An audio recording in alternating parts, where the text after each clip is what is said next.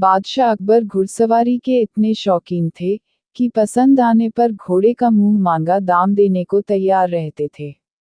दूर दराज के मुल्कों जैसे अरब, पर्शिया आदि से घोड़ों के विक्रेता मजबूत व आकर्षक घोड़े लेकर दरबार में आया करते थे। बादशाह अपने व्यक्तिगत इस्तेमाल के लिए चुने गए घोड़े की अच्छी कीमत दिया करते थे। जो घोड़े बादशाह की रुचि के नहीं होते थे, उन्हें सेना के लिए खरीद लिया जाता था। अकबर के दरबार में घोड़े के विक्रेताओं का अच्छा व्यापार होता था।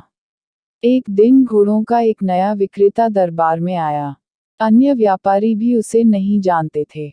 उसने 2 बेहद आकर्षक घोड़े बादशाह को बेचे और कहा कि वह ठीक ऐसे ही 100 घोड़े और लाकर दे सकता है, बशर्ते उसे आधी कीमत पेशगी दे दी जाए। अगर आप हमारे चैनल पर नए हैं, तो चैनल को सब्सक्राइब करें और घंटी दबाएं और हमारी वीडियो का नोटिफिकेशन टाइम पर पाएं, और वीडियो पसंद आए तो लाइक और कमेंट करें। बादशाह को चूंकि घोड़े बहुत पसंद आए थे, सो वैसे ही 100 और घोड़े लेने का तुरंत मन बना लिया। बादशाह ने अपने खजांची को बुलाकर व्यापारी को आधी रकम अदा करने को कहा। खजांची उस व्यापारी को लेकर खजाने की ओर चल दिया। लेकिन किसी को भी यह उचित नहीं लगा कि बादशाह ने एक अनजान व्यापारी को इतनी बड़ी रकम बतौर पेशगी दे दी। लेकिन विरोध जताने की हिम्मत किसी के पास न थी। सभी चाहते थे कि बीरबल यह मामला उठाए। बीरबल भी इस सौदे से खुश न था। वह बोला, हुजूर, कल मुझे आपने शहर भर के मूर्खों की सूची बनाने को कहा था। मुझे खेद है कि उस सूची में आपका नाम सबसे ऊपर है। बादशाह अकबर का चेहरा मारे गुस्से के सुर्ख हो गया।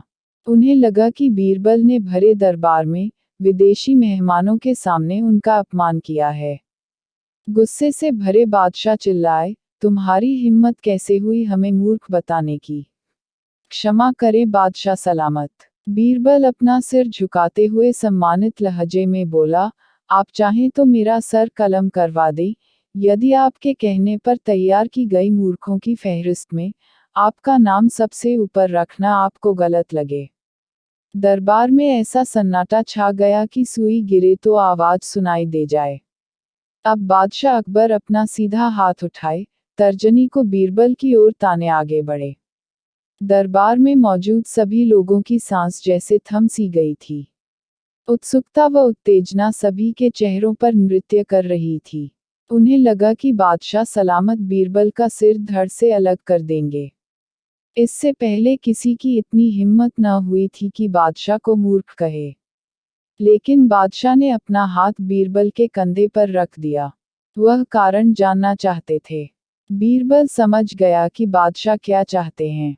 वह बोला, आपने घोड़ों के ऐसे व्यापारी को बिना सोचे समझे एक मोटी रकम पेशगी दे दी, जिसका अता पता भी कोई नहीं जानता। वह आपको धोखा भी दे सकता है। इसलिए मूर्खों की सूची में आपका नाम सबसे ऊपर है। हो सकता है कि अब वह व्यापारी वापस ही न लौटे। वह किसी अन्य देश में जाकर बस जाएगा और आपको ढूंढे नहीं मिलेगा। किसी से कोई भी सौदा करने के पूर्व उसके बारे में जानकारी तो होनी ही चाहिए।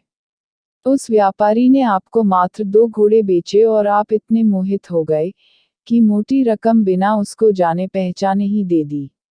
यही कारण है बस। तुरंत खजाने में जाओ और रकम की अदायगी रुकवा दो। अकबर ने तुरंत अपने एक सेवक को दौड़ाया। बीरबल बोला, अब आपका नाम उस सूची में नहीं रहेगा। बादशाह अकबर कुछ क्षण तो बीरबल को घूरते रहे, फिर अपनी दृष्टि दरबारियों पर केंद्रित कर ठहाका लगाकर हंस पड़े। सभी लोगों ने राहत की सांस ली कि बादशाह को अपनी गलती का एहसास हो गया था। हंसी में दरबारियों ने भी साथ दिया और बीरबल की चतुराई की एक स्वर से प्रशंसा की। कहानी से सीख, दोस्तों, हमें किसी पर बिना सोचे समझे विश्वास नहीं करना चाहिए, वरना ये हमारे लिए नुकसान पहुंचा सकता है।